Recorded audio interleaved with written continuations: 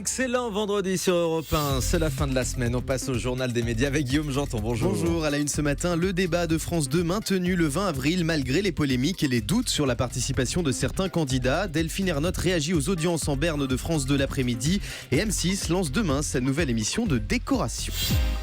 On commence donc avec France 2 qui décide de maintenir le débat des candidats à la présidentielle le 20 avril et ce, malgré les polémiques. France 2 a prévu de programmer son débat le 20 avril prochain, mais cette date ne fait pas l'unanimité. Le CSA et certains prétendants à l'Elysée estiment que le délai entre ce débat et la période de réserve qui impose le silence aux candidats est beaucoup trop court. Il empêcherait un candidat de répliquer après une éventuelle mise en cause. Hier, en fin de journée, les représentants des 11 candidats se sont réunis à France Télévisions pour tenter de sortir de la crise, mais sans succès. Aucun accord sur le calendrier n'a pu être trouvé.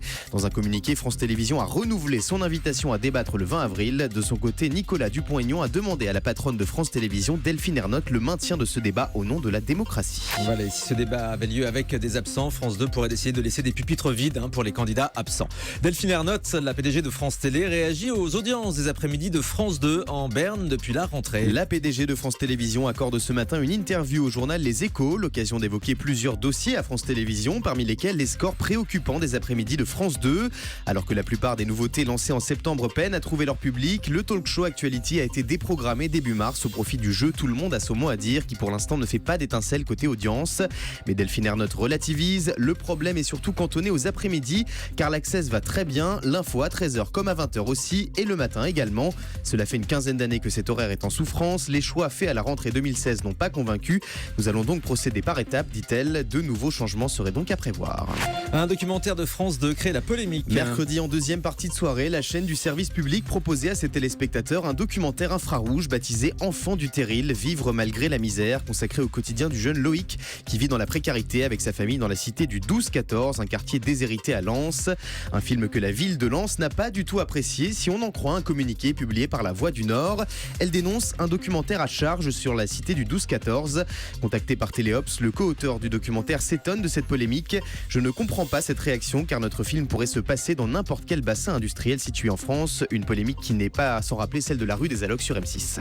OFNI, le talk show hebdomadaire de Bertrand Chameroy, change de jour de programmation à partir de dimanche. Lancé à la rentrée le mardi en deuxième partie de soirée, l'émission satirique animée par l'ancien chroniqueur de Touche pas à mon poste a réalisé jusqu'ici des audiences en dents de scie entre 200 000 et 500 000 téléspectateurs.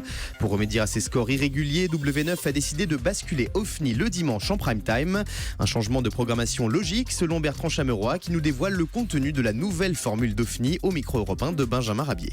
J'étais aussi surpris qu'ont pu l'être les gens sur les réseaux sociaux ou dans le courrier des lecteurs des magazines.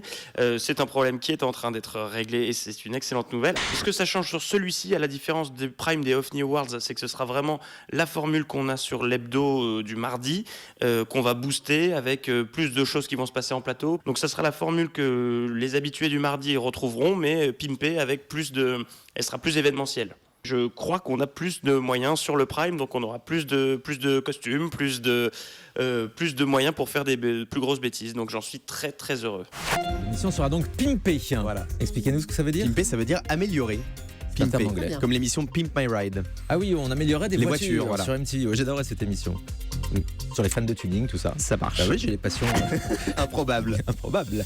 M6 lance ce week-end sa nouvelle émission de décoration. Samedi à 18h35, M6 diffusera le tout premier numéro de Redesign Sauvons les meubles, une nouvelle émission de déco dans laquelle deux équipes de designers s'affrontent pour relever le défi lancé par une famille, redécorer entièrement une pièce à partir de mobilier de récup avec un budget maximal de 150 €. Un programme présenté par Emmanuel Rivassou et Sophie Fergiani, également animatrice de DNCO. Paul-Henri Alain lui a demandé pour Europe 1 si DNCO allait revenir un jour ou si Redesign le remplacera définitivement le programme. On écoute sa réponse. Malheureusement, je ne sais pas encore quand Déco va revenir. Déco, c'est une émission qui est assez vieille, mais qui tient des belles promesses et qui a su se renouveler. Donc en fait, l'émission n'est pas du tout mise aux oubliettes. Pour l'instant, on est en stand-by, mais on est toujours en casting et tout. Donc voilà, il n'y a pas de raison que ça ne revienne pas. Redesign, c'est pas une émission qui vient remplacer une autre.